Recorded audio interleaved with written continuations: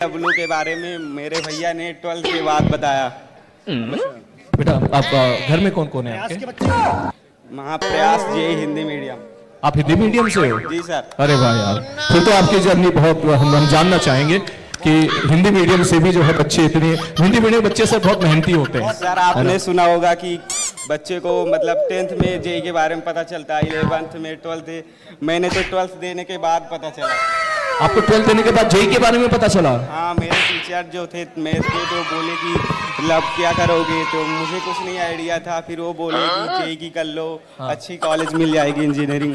फिर मेरे भैया थे वो ऋषि प्रजापति आए हैं शायद, उन्होंने बताया पीडब्ल्यू अच्छा है प्लेटफॉर्म।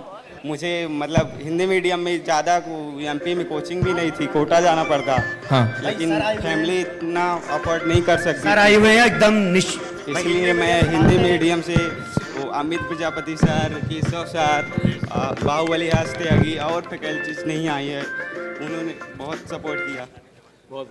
बहुत बढ़िया। तो ये बच्चे हिंदी मीडियम का जो छात्र है, अभी आपने सुना होगा 2-3 बच्चे कि 10th तक हिंदी मीडियम था, 11th में उनको इंग्लिश में पढ़ना पड़ा, उनको एक चीज़ एक्स्ट्रा सीखनी पड़ी। तो अब फिजिक्स वाला की वजह से एक घर घर जो एजुकेशन पहुंची है, अब उससे ऐसा हो गया हिंदी मीडियम वालों को एक एक्स्ट्रा काम नहीं करना पड़ रहा है। एक इंग्लिश सीखने वाली जो चीज़ है वो हट गई है। अब बच्चा उसी लैंग्वेज में सीख रहा है जिस लैंग्वेज में वो चाहता है, जिस लैंग्वेज में उसने बचपन से पढ़ा है। सीधे बहुत सीख लेंगे बढ़िया। इंग्लिश। जी भाई। हाँ बेटा। कॉलेज में अब सीखेंगे इंग्लिश। हाँ। अरे अब तो कॉलेज में मजे मजे करने हैं भाई। तो सर ये एक और चीज़ मैं बताना चाहूँगा कि इसके फादर हैं, और सर आप खुद आप बताना चाहेंगे आपके पापा के बारे में? मेरे पापा मतलब बचपन से ही पहली क्लास में मैं गांव में पढ़ता था। पापा छत्तीसगढ़ में काम करने के लिए चले जाते थे, तो आषाढ़ में मतलब कि वो जब बारिश का मौसम होता तो नवंबर तक रहते, फिर चले जाते। तो फिर ऐसे करते करते 12th तक कंप्लीट हुआ।